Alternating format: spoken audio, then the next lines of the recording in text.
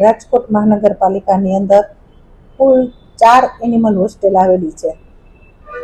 અમુક એનિમલ હોસ્ટેલની અંદર બ્લોક નાખવાની વાત હતી, પણ આપણે બ્લોક ત્યાં ન નાખી શકીએ, કેમ કે ત્યાં પશુઓને ચાલવા માટે તકલીફ પડે. બીજું કે 2 બ્લોકની વચ્ચે જગ્યા હોય, એ જગ્યામાં ગૌમૂત્ર ને બધું ફસાઈ જાય, જેના હિસાબે ત્યાં જીવાત પણ થાય અને દુર્ગંધ પણ આવે.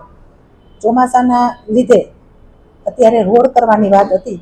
અધિકારી હારે વાતચીત થઈ તો કે ચોમાસાની અંદર ત્યાં આપણે જેટલી જગ્યામાં એનિમલ હોસ્ટેલ છે એટલી જગ્યાની અંદર આપણે રોડ બનાવવાનું કામ ચાલુ કરવાના હતા, પણ વરસાદના લીધે છાપરા નાખવાનું કામ અને રોડ બનાવવાનું કામ, આ 2 કામ છે અત્યારે થઈ શક્યા નથી.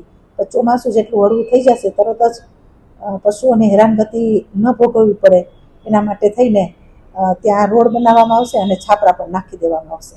અત્યારે મેડમ ચોમાસામાં હાલ પશુઓની હાલત બહુ ખરાબ હોય છે, ત્યાં ઊભા રહેવાની કે બેસવાની સારી જગ્યા નથી હોતી પશુઓને, તો એના માટે કઈ વૈકલ્પિક વ્યવસ્થા કરી શકાય?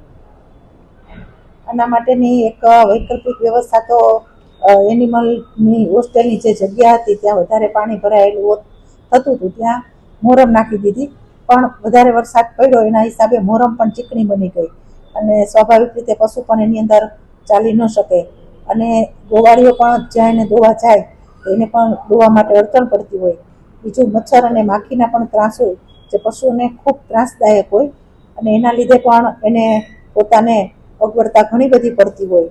જ્યારે પણ વરસાદ તાત્કાલિક ધોરણે ઉતરશે ત્યારે અત્યારે તો મોરમ નાખવાનું કામ ચાલુ કરેલું છે, પણ જ્યારે વરસાદ ઉતરી જશે ત્યારે ત્યાં બ્લોકની જગ્યાએ રોડ કરી દેવામાં આવશે અને છાપરા પણ નાખી દેવામાં આવશે.